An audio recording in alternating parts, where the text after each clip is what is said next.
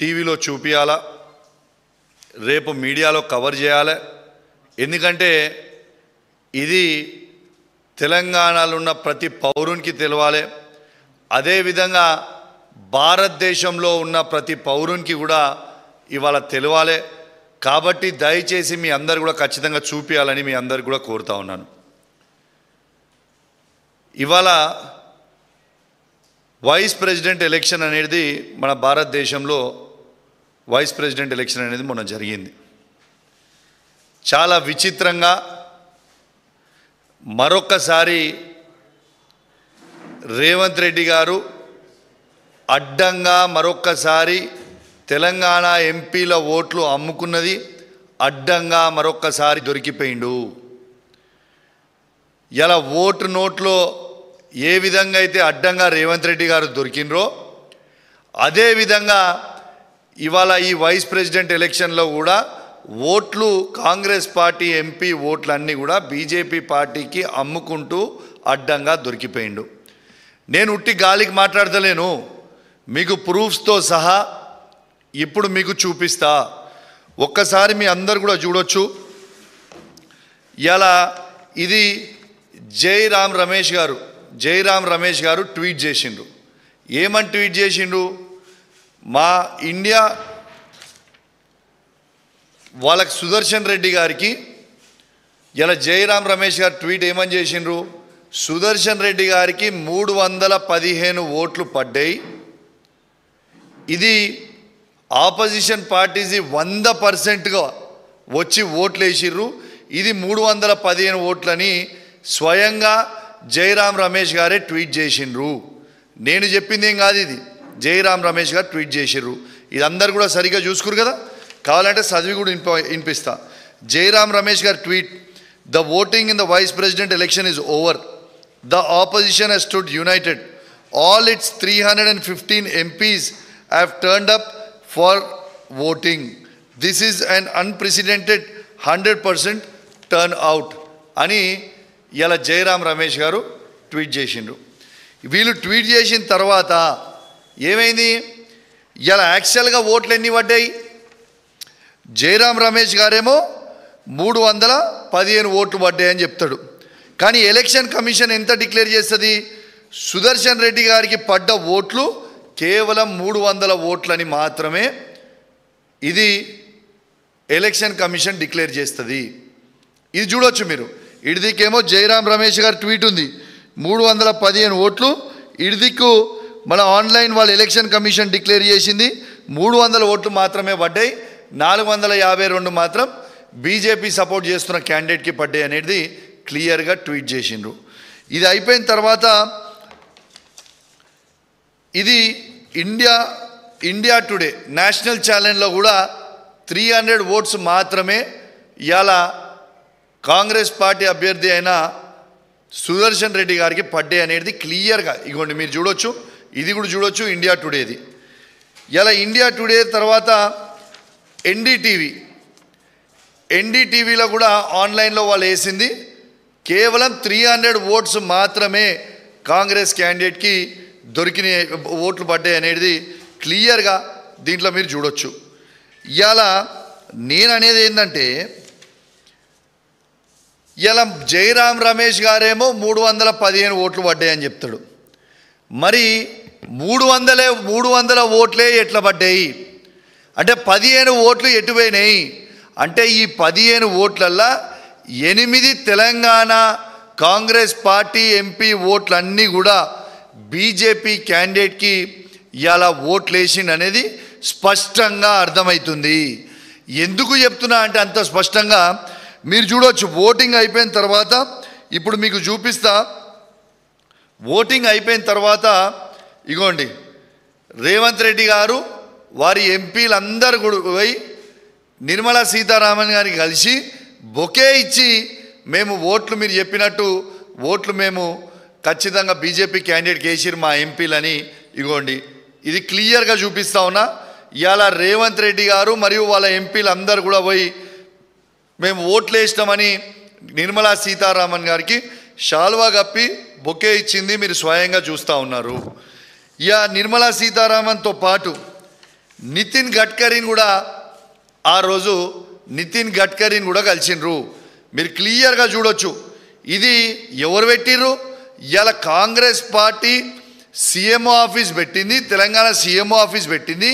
Congress party MP ఇగోండి ఆయన దాంట్లో నుంచే నేను కిందికి తీసిన ఇగోండి ఇది పెట్టింది, మీరు చూడొచ్చు, క్లియర్గా చూడొచ్చు. దీంట్లో నితిన్ గడ్కరీకి ఇచ్చిర్రు. సరే వీళ్ళిద్దరిని ఎందుకు కలిసిర్రా బాబు అని మేము అడిగితే మేమేదో తెలంగాణ అభివృద్ధి కోసం కలిసినామనో ఏదో అని చెప్తుండొచ్చు. సరే మంచిది, అట్లనే కూడా చెప్దాం. మరియు ఎలక్షన్ అయినాక స్పీకర్ని ఎందుకు కలిసిర్రు? ఇగోటి స్పీకర్ని కూడా కలిసి మొత్తం ఎంపీలు మనోళ్ళందరూ కూడా స్పీకర్ని కలిసి ఇవాళ వాళ్ళ కృతజ్ఞతలు చెప్తా ఉన్నారు, శాల్వాలు కప్పి బొకేలు ఇచ్చి మాట్లాడుతూ ఉన్నారు. ఇది స్వయంగా చూడొచ్చు. దీన్ని బట్టే మీరు అర్థం చేసుకోవచ్చు దీనికంటే పెద్ద ఎవిడెన్స్ ఏమి కావాలా. ఇలా 315 ఓట్లు పడ్డాయనేమో జయరాం రమేష్ గారు చెప్తారు. వాళ్ళకి యాక్చువల్గా పోలింగ్ అయిందేమో కేవలం 300 ఓట్లే ఉంటాయి. దాంట్లో 15 ఓట్లు తక్కువ పడతాయి. ఆ 15 ఓట్లల్లో బాజాబ్తు 8 తెలంగాణకు సంబంధించిన పార్లమెంట్ సభ్యులు బాజాబ్తు బీజేపీ క్యాండిడేట్కి ఓటేసిరని ఖచ్చితంగా నేను ఎందుకు చెప్తున్నా అంటే ఓటింగ్ అయిపోయిన నిమిషమే నిర్మలా సీతారామన్ని కలుస్తారు, ఇలా నితిన్ గడ్కరీ గారిని కలుస్తారు, ఇలా స్పీకర్ని కలుస్తారు. ఇలా మరి దీని అర్థం ఏంటిది? ఖచ్చితంగా ఇలా తెలంగాణకి మరొక్కసారి రేవంత్ రెడ్డి గారు ద్రోహం చేసిరనేది చాలా స్పష్టంగా కనబడతా ఉన్నది. ఇలా ఒక్కటేసారి ఆలోచన చేయండి. ఇలా తెలంగాణకి ఏ విధంగా అయితే ఉద్యమంలో ద్రోహం చేసిండో అదేవిధంగా ఇవాళ మళ్ళా చంద్రబాబు నాయుడు గారితో లింక్ పెట్టుకొని ఇవాళ నరేంద్ర మోడీ గారిని అప్రోచ్ అయ్యి ఇవాళ వాళ్ళ ఓట్లన్నీ కూడా ఇవాళ తెలంగాణ ఎంపీల ఓట్లన్నీ కూడా అమ్ముకున్నది స్వయంగా మీరు చూస్తూ ఉన్నారు. దీంతోపాటు స్వయంగా ఏమని చెప్పిర్రు? ఇవాళ నాకొక్క 3 కాంగ్రెస్ పార్టీ ఎంపీలు కలిసిర్రు. లేట్గా ఎందుకు పెడుతున్నా? 4 రోజులు లేట్ ఎందుకైంది రిజల్ట్ అనేది, రిజల్ట్ అయిపోయినాక కూడా 4 రోజులు లేట్గా ఎందుకు పెడుతున్నా అనేది కూడా చెప్తా ఉన్నాం. నాకు 3 కాంగ్రెస్ పార్టీ ఎంపీలు కలిసిండ్రు. ఇక వాళ్ళు నా దగ్గర మిత్రులు కాబట్టి వాళ్ళ పేర్లు నేను చెప్తలేను. కానీ వాళ్ళు కలిసి స్వయంగా వాళ్ళు నాకు చెప్పింది ఏంటంటే మేమందరం కూడా బీజేపీ క్యాండిడేట్కి ఓటేసినాం, రేవంత్ రెడ్డి గారు చెప్పిర్రు, మేము చేసినాము, మరి ఇది ఒకసారి ప్రెస్ మీట్ పెట్టి అందరికి కూడా చెప్పు అని స్వయంగా కాంగ్రెస్ పార్టీ ఎంపీలు ఆ సంబంధించిన 3 ఎంపీలు ఎవరైతే నన్ను కలిసిండ్రో వాళ్ళు చెప్పమంటేనే నేను చెప్తా ఉన్నా. మరి అప్పటిదాకా దీని మీద స్టడీ చేయలే. వాళ్ళు చెప్పిన తర్వాత నేను కూడా కాంగ్రెస్ పార్టీ నుంచి వచ్చినోనే కదా, నాకు కూడా కాంగ్రెస్ పార్టీ మిత్రులు ఢిల్లీలో ఇండియా వైడు అక్కడ ఇక్కడ నాకు కూడా ఉంటారు కదా, వాళ్ళకు కూడా ఫోన్ చేసిన, అన్న ఏం నడుస్తుంది అన్న, ఏం చేసిండ్రు, ఏం కథ, ఏం నడుస్తుంది అని అడిగితే బాజాబ్తు 15 మంది ఎంపీలు అమ్ముడు వేయరు, ఆ 15 మంది ఎంపీలు అమ్ముడు వేయింది వాస్తవం, అందులో మీ తెలంగాణ ఎంపీలు 8 మంది అమ్ముడు వేయింది వాస్తవము అని స్వయంగా వాళ్ళ ఎంపీలు నా మిత్రులు ఉన్న కాంగ్రెస్ పార్టీలో ఉన్న పాత మిత్రులు ఢిల్లీలో కావచ్చు ఇంకా చాలా రాష్ట్రాలలో వాళ్ళందరూ కూడా నాకు చెప్తే నేను చెప్పడం జరుగుతూ ఉంది. ఇవాళ రాహుల్ గాంధీ గారేమో ఓట్ చోరీ గురించి మాట్లాడుతూ ఉన్నాడు. ఇలా ఓట్ చోరీ అవుతుంది ఎక్కడ? స్వయంగా తెలంగాణలోని కాంగ్రెస్ పార్టీ ముఖ్యమంత్రే ఓట్ చోరీ చేసుకొని బీజేపీ పార్టీకి వేస్తుంటే నిజంగా దీని గురించి ఏడవాలనా నవ్వాలనా నాకు అర్థమవుతలేదు. ఇలా రేవంత్ రెడ్డి గారు మీరు స్వయంగా ఇలా ఈ ఘనత అనేది రేవంత్ రెడ్డి గారికే తగ్గుతుంది. ఎందుకంటే ఇలా రేవంత్ రెడ్డి గారు స్వయంగా సుప్రీంకోర్టు జడ్జి మాజీ జడ్జి అయిన సుదర్శన్ రెడ్డి గారిని మోసం ఎట్లా చేయబుద్ధి అయిందయా నీకు అని నేను అడుగుతా ఉన్నాను. ఎందుకు మోసం చేసినావు అని నేను అడుగుతా ఉన్నాను. ఇలా తెలంగాణ బిడ్డ అయిన సుదర్శన్ రెడ్డి గారికి నీకు ఎట్లా మోసం చేయబుద్ధి అయింది? ఎప్పుడు కూడా నీ గురుదక్షిణ చంద్రబాబు నాయుడు గారికి నరేంద్ర మోడీ గారికి ఇస్తూనే ఉంటావా? ఎందుకు అమ్మి ఓట్లన్నీ తెలంగాణ అన్నీ కూడా తీసి బీజేపీ పార్టీకి ఎందుకు వేసిండు? యావత్ తెలంగాణ సమాజానికి నువ్వు జవాబు చెప్పాలి. సుదర్శన్ రెడ్డి సార్, మీరంటే మాకు చాలా గౌరవం, కానీ మీ వెన్నుపోటు మిమ్మల్ని ముందలు పంపించిర్రు, వెన్నుపోటు పొడిచిర్రు. ఇవాళ ఆయన ఏం చెప్తుండు బయట రేవంత్ రెడ్డి గారు? రాహుల్ గాంధీ గారు చెప్పిర్రు నేను క్యాండిడేట్ పెట్టినా, మోడీ గారు చెప్పిర్రు నేను ఓట్లు వేసిన అని చెప్తా ఉన్నాడు. ఇది వాస్తవం కాదా? నేను చెప్పింది ఏదైనా అబద్ధం ఉందా? మరి నిజంగా లేకపోతే ఎలక్షన్లు అవుతుంటే ఎలక్షన్ సమయంలో ఎలక్షన్ అయిపోయాక మీరు బీజేపీ పార్టీ మంత్రులను కలవాల్సిన అవసరం ఏమొచ్చింది? బీజేపీ పార్టీకి సంబంధించిన మంత్రులని ఎందుకు కలిసిండ్రు? దీనికి జవాబు చెప్పండి. బాజాబ్తు తెలంగాణ ద్రోహి రేవంత్ రెడ్డి గారు మరొక్కసారి తెలంగాణని మోసం చేసిన అనేది స్పష్టంగా కనబడతా ఉంది. ఇలా రేవంత్ రెడ్డి గారికి అలవాటు అయిపోయింది, ఆయనకు అమ్ముకోవడం అలవాటు కదా. ఇలా గ్రూప్ 1 పోస్టులని మొన్న మా ఆర్ఎస్ ప్రవీణ్ గారు చెప్పినట్టు 1700 కోట్ల రూపాయల స్కామ్ చేసిర్రు, అదే అమ్ముకున్నాడు. నిన్నగాక మొన్న స్వయంగా చూసిర్రు మిర్యాల కూడా ఎమ్మెల్యే గారు, వాళ్ళేమో యూరియా బస్తాల లోడ్ లారీలు అమ్ముకుంటుర్రు. ఇవాళేమో స్వయంగా వైస్ ప్రెసిడెంట్కి సంబంధించిన ఓట్లు, ఎంపీ ఓట్లు ఇవాళ మళ్ళా అవి కూడా అమ్ముకున్నారు. ఇలా అన్నీ అమ్ముకున్నాడే ఈ రాష్ట్రంలో. ఇది వాస్తవమా కాదా ఒక్కసారి ఆలోచన చేయండి. ఇంకొకటి కూడా తెలంగాణ ప్రజలు ఆలోచన చేయాలి. ఇలా రేవంత్ రెడ్డి గారు నరేంద్ర మోడీ గారితో ఎట్లా వివరిస్తున్నాడో స్వయంగా చెప్తా మీకు. ఇలా ఇంకోటి చెప్పిన, ఇలా రాహుల్ గాంధీ గారేమో స్వయంగా ట్వీట్ చేస్తారు. ఏమని ట్వీట్ చేస్తారు? ఈడీ, సిబిఐ, ఐటీ అనేది ఇవేమో కేవలం బీజేపీ సంస్థల్లా ఉన్నాయి తప్పితే ఇవి కాదు అంటాడు. ఈయనేమో కాళేశ్వరం ఎంక్వైరీ అని చెప్పి సిబిఐ ఎంక్వైరీకి వేస్తాడు. మరి ఇది రాహుల్ గాంధీ గారేమో సిబిఐ అనేది బీజేపీ సంస్థ అని అంటున్నాడు. మరి నువ్వు ఎవరితో చర్చ చేసుకొని సిబిఐ ఎంక్వైరీ చేయించినావు? మంచిది, అదొక్కటి అడ్డంగా దొరికినావు. మళ్ళీ అక్కడ కూడా అది అయిపోయిన తర్వాత రేవంత్ రెడ్డి గారు కాళేశ్వరం మీద సిబిఐ ఎంక్వైరీ చేసేటప్పుడు పాపము ఏ ఒక్క మంత్రికి వాళ్ళ క్యాబినెట్లో సిబిఐ ఎంక్వైరీ చేస్తుండని ఎవరికి కూడా తెలియదు. అందరు కూడా సిట్ వేస్తుండో ఏసీబీ వేస్తుండో అనుకున్నారు. కానీ మంత్రులే ఆశ్చర్యపోయినరు. ఇలా మంత్రులే స్వయంగా సిబిఐకి ఎందుకు ఇచ్చిండు ఇలా అనేది మొత్తం గుసగుస పెడతా ఉన్నారు. ఇలా వాస్తవంగా చెప్పాలంటే ఇలా కాంగ్రెస్ పార్టీ వాళ్ళని చూస్తుంటే నాకు చాలా జాలేస్తూ ఉంది. అది కాంగ్రెస్ పార్టీలో ఉన్న సీనియర్ మంత్రులు కావచ్చు, సీనియర్ నాయకులు కావచ్చు, కాంగ్రెస్ పార్టీ కార్యకర్తలు కావచ్చు, వాళ్ళని చూస్తుంటే జాలేస్తూ ఉంది. ఎందుకంటే ఈ తెలంగాణ రాష్ట్రంలో కాంగ్రెస్ పార్టీ ముఖ్యమంత్రియా లేకుంటే ఈయన బీజేపీ పార్టీ ముఖ్యమంత్రియా మాకైతే అర్థమైతే లేదు. కానీ కాంగ్రెస్ పార్టీ కార్యకర్తలని నాయకులని చూస్తుంటే జాలేస్తూ ఉంది. ఎందుకంటే రేవంత్ రెడ్డి గారు కాంగ్రెస్ పార్టీని తీసుకుపోయి నడి సముద్రంలో ముంచుతూ ఉన్నాడు. మొత్తము బీజేపీకే సాయం చేస్తూ ఉన్నాడు. ఇలా నరేంద్ర మోడీ గారు ఏది చెప్తే అది ఇవాళ రేవంత్ రెడ్డి గారు చేస్తూ ఉన్నారు.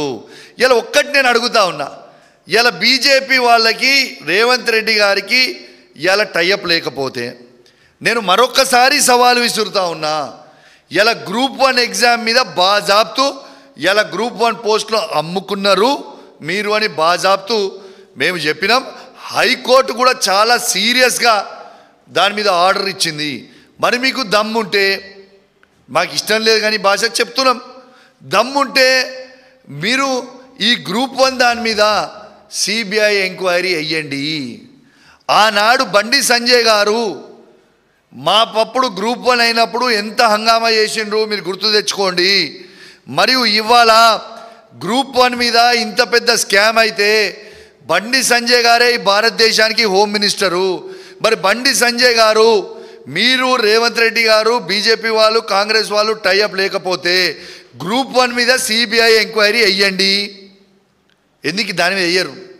ఎందుకంటే వాళ్ళు టైఅప్ ఉన్నారు కాబట్టి. ఎక్కడ వేస్తారు? వెయ్యరు.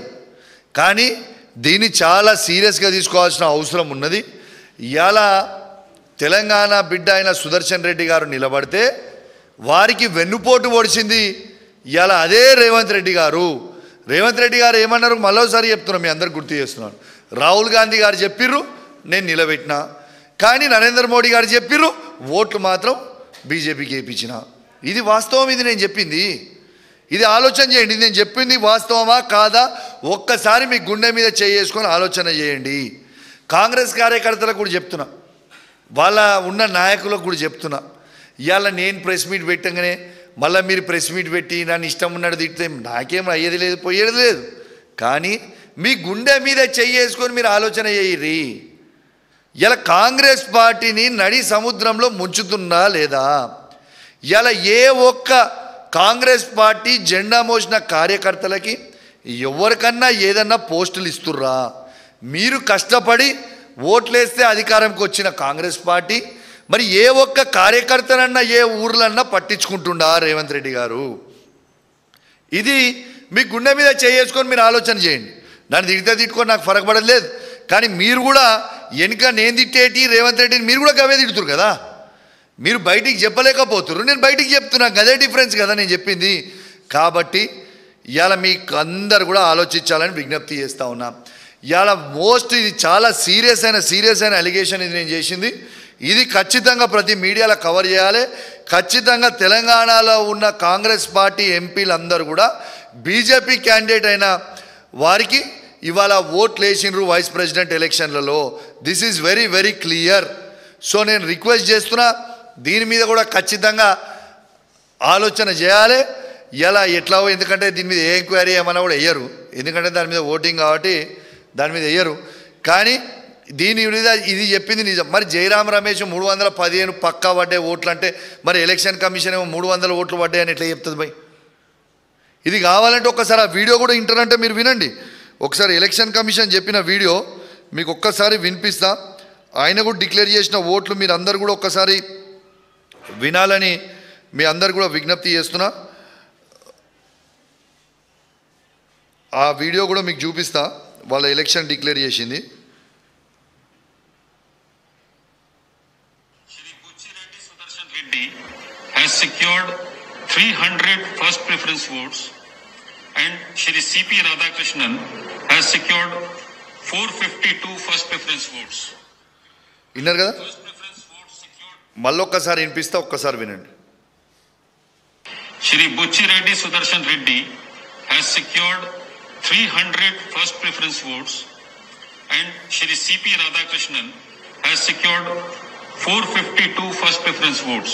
విన్నారు కదా ఏం చెప్పింది ఎలక్షన్ కమిషన్?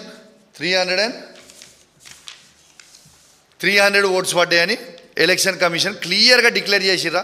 మరి జయరాం రమేష్ గారు 315 ఓట్స్ పడ్డాయని జయరాం రమేష్ గారు ట్వీట్ చేసిండ్రు.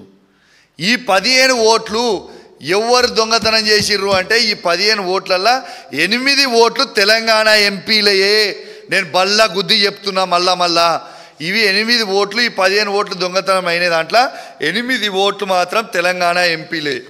అంత ఖచ్చితంగా ఎందుకు చెప్తున్నా అంటే ఇగో మీరే చూడుర్రి, ఇగోర్రి మరొక్కసారి చూపిస్తున్నా, మీరే చూడండి. ముఖ్యమంత్రి గారు తెలంగాణ ఎంపీలందరూ కూడా స్పీకర్ గారిని కలుస్తారు. మరియు మళ్ళొక్కసారి ఇగోండి నితిన్ గడ్కరీ గారిని కలుస్తారు, నిర్మలా సీతారామన్ గారుగా కలుస్తారు. ఎంపీలందరూ వేరే పార్టీ వాళ్ళు ఎవరైనా కలిసిర్రు? అబ్బాయి వీళ్ళు ఉన్న దాంట్లో ఫోటోలు చూపించమని చెప్పారు, వీళ్ళని కలిసిర్రని. ఎందుకు కలిసిర్రు? ఎలక్షన్ అంత సీరియస్గా అవుతుంటే వీళ్ళకి కలవాల్సిన అవసరం ఏమొచ్చింది అంటే అర్థం చేసుకోండి. మళ్ళా తెలంగాణ బిడ్డ అయిన సుదర్శన్ రెడ్డి గారిని బాజాబ్తు రేవంత్ రెడ్డి గారు మోసం చేసింది వాస్తవము. నేను ఇంకోటి కూడా అడుగుతున్నాను రేవంత్ రెడ్డి గారిని, మీరు బీసీల గురించి ఇంత పెద్ద ఎత్తున మాట్లాడుతూ ఉన్నారు, సంతోషం. దానికి మా పార్టీ కూడా మద్దతు చేస్తున్నారని మేము బాజాబ్తు చెప్తున్నాం.